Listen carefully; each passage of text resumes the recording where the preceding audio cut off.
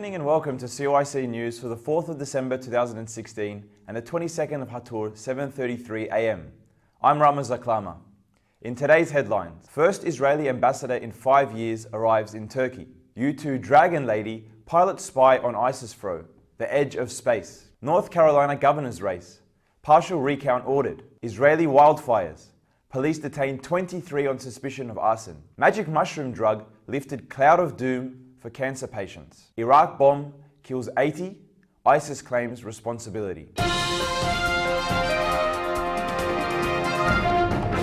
On Thursday, Israel's new ambassador to Turkey, the first since 2010, arrived in Ankara, marking the full restoration of ties between the two countries after 6 years of animosity.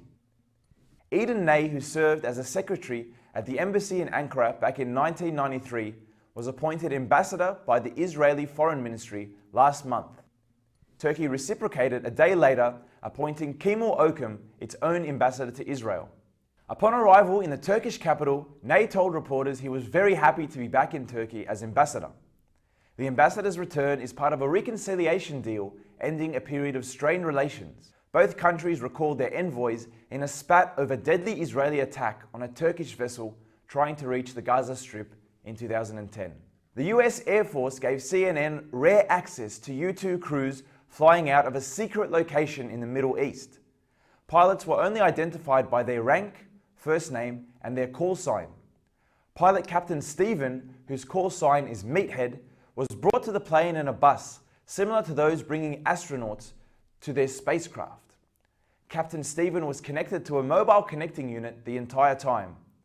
Dozens of ground personnel readied the U2 jets for a 10-hour mission. Captain Stevens said, "You do things to keep your mind busy," referring to the toll the long hours sitting in the cockpit takes on them.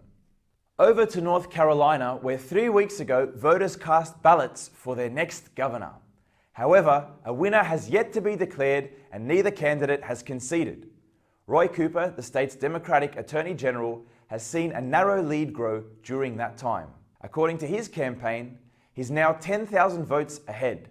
Meanwhile, Governor Pat McCrory, the embattled Republican incumbent who faced fallout this year for supporting the state's controversial bathroom bill, has refused to concede the race, asking for a recount, stating that voting irregularities could change the final outcome for the race. In Israel, spokeswoman Luba Samri has said police have detained 23 people on suspicion of arson in connection with wildfires that swept across central and northern Israel this week. According to Yoram Levi, spokesman for Israel's fire and rescue services, firefighters have dealt with more than 250 large fires since last weekend. Ran Shaluf, head of the investigation unit of the Israel Fire and Rescue Services, said the total number of fires reported to authorities was over 1,500 fires. In health, cancer patient Patrick Meady's wife, Lisa Callahan, spoke at a news conference on Wednesday, saying his bile duct cancer seemed to bring him more anguish than she realized. Meady's volunteered for a study in which he was given a synthetic version of psilocybin, a compound found in mind-altering magic mushrooms, as a potential treatment for his anxiety and depressed mood. Callahan recalled what Meady's wrote in a journal entry, saying his psychedelic trip was akin to a space shuttle launch that begins with the clunky trappings of Earth, then gives way to the weightlessness and majesty of space. She said, "I believe it helped him, and both of us, live life fully up to the very end." Meady's later suffered a massive heart attack.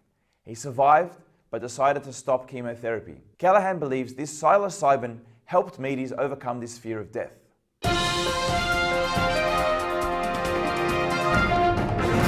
At least 80 people were killed on Thursday when a truck bomb exploded at a gas station in Iraq.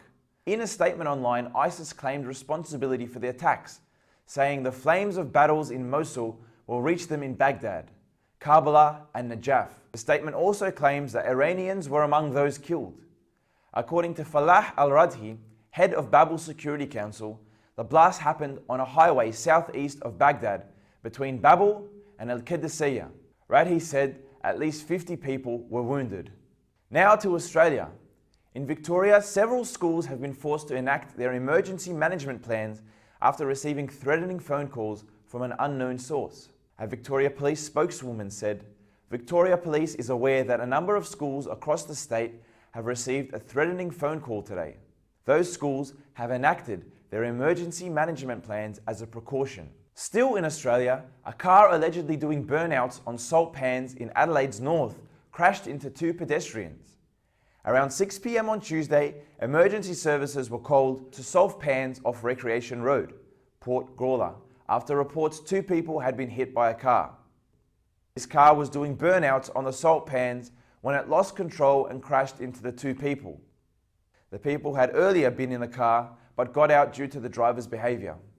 They were flown to the Royal Adelaide Hospital. A man suffered a broken arm while a woman suffered injuries to her head and her chest. The driver, a 17-year-old boy from Osborne, was taken by ambulance to the Lyle McEwen Hospital with head and minor neck injuries.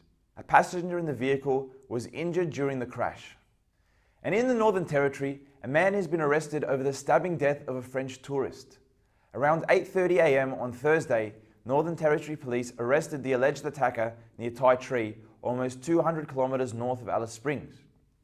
Detective Superintendent Travis Wurst said police were called to the Stewart Highway near Aileron around 5:30 p.m. on Wednesday, where they found a male tourist had been stabbed in the neck. He died at the scene.